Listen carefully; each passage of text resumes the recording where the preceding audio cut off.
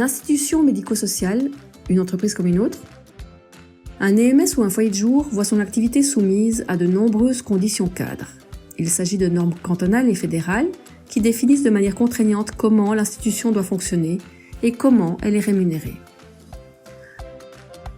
Le canton confie aux EMS et foyers de jour une mission d'utilité publique, celle d'accompagner la part de la population neuchâteloise âgée en perte d'autonomie. La délégation de cette tâche se traduit par un contrat de prestation. Les institutions doivent ainsi respecter un cadre légal précis qui couvre les deux parties de leur activité, soignante et socio-hôtelière. Les institutions sont autorisées à facturer les soins à charge de l'assurance obligatoire des soins et c'est pourquoi chaque bénéficiaire est évalué à l'aide d'un outil standard qui permet de mesurer ses besoins et de fixer un niveau de prise en charge et donc de financement.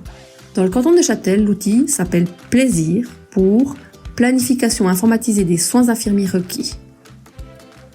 Le financement des soins repose sur un modèle à 3 piliers prévu par la LAMAL.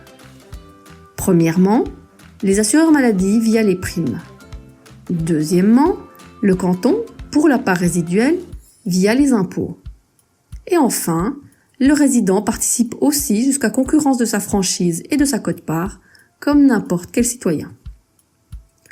Les institutions doivent répondre à des normes strictes pour assurer la qualité des prestations qu'elles fournissent.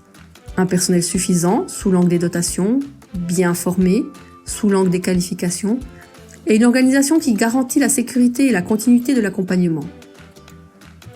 Ces exigences sont précisées dans le règlement sur l'autorisation d'exploitation et la surveillance des institutions, le RASI.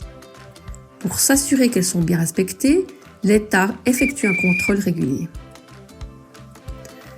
Mais les frais d'hébergement ou d'accueil, de repas et d'animation notamment, appelés frais socio-hôteliers, sont à distinguer des soins. Ces éléments sont couverts par le prix de pension ou d'accueil qui est fixé par l'État et facturé aux bénéficiaires. Si sa situation financière est modeste, soit dans 70 à 80% des cas, il touche des prestations sociales. Entièrement fixé par l'État, le prix d'un lit DMS est identique quelle que soit l'institution et les différences de tarifs dépendent de la qualité de l'infrastructure mise à disposition. Outre le RASI, le volet socio-hôtelier du fonctionnement des institutions est aussi réglé par la loi sur le financement des institutions, LFINEMS, et son règlement. Les institutions s'inscrivent également dans le cadre de la Convention collective de travail du domaine de la santé, la CCT Santé 21, pour tout ce qui concerne les conditions de travail et d'exercice des différents métiers et fonctions. Ainsi, les EMS et foyers de jour neuchâtelois fonctionnent dans un cadre extrêmement rigoureux. La marge de manœuvre en tant qu'entreprise est réduite et concerne principalement la manière dont l'institution traduit ses règles sur le terrain au quotidien.